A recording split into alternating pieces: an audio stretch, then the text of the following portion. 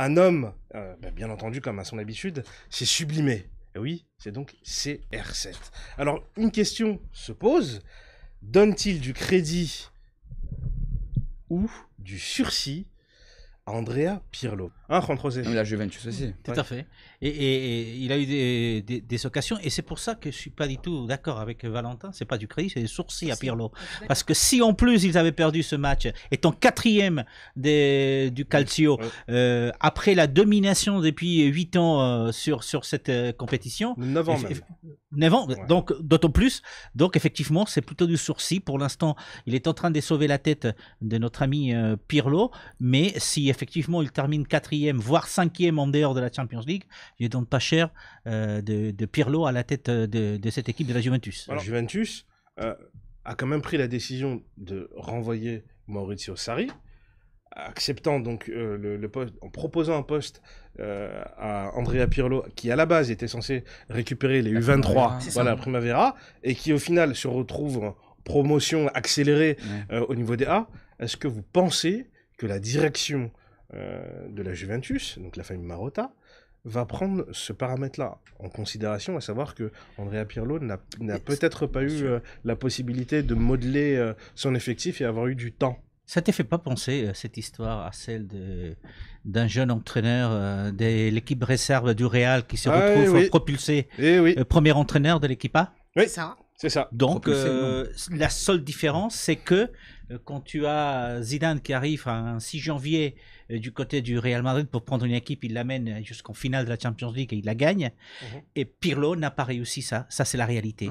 Donc, effectivement, si tu ne vas pas loin dans la Champions League, si hier, tu te retrouves avec une défaite, et puis en championnat, tu es battu par 3, 4, voire 5 équipes devant toi, effectivement, Pirlo va peut-être payer justement cette inexpérience. Parce que la direction pourrait tout simplement dire, oui, il est peut-être pas encore à point pour avoir une grosse équipe à diriger.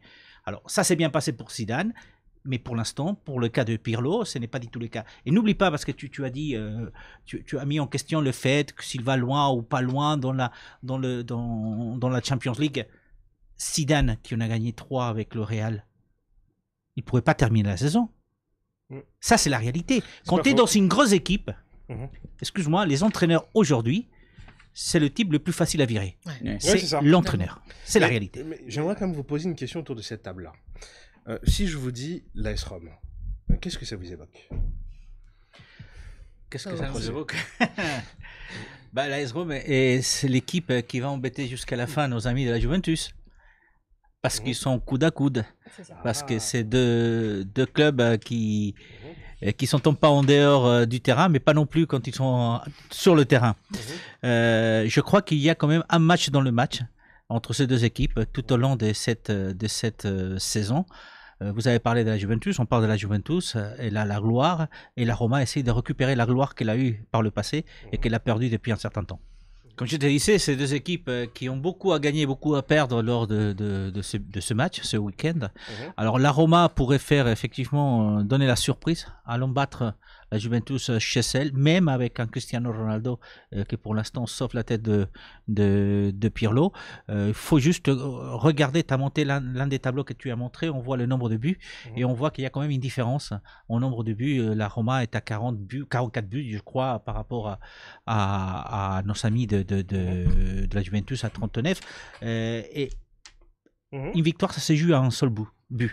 Donc, je vois la Roma allant donner une surprise du côté de la Juventus et mettant encore en péril à nouveau la tête de Pirlo. En fait, toi, tu veux juste la tête que Pirlo lui coupe la tête. Non, pas du tout. Non, mais c'est pas ça. Non, mais je pense qu'effectivement, comme on a vu pour le match de ce soir entre Tottenham et Chelsea, mais là, c'est un match aussi le week-end prochain où il y a beaucoup d'enjeux et la Roma est l'équipe qui a le plus à gagner allons battre la Juventus. Et c'est le moment.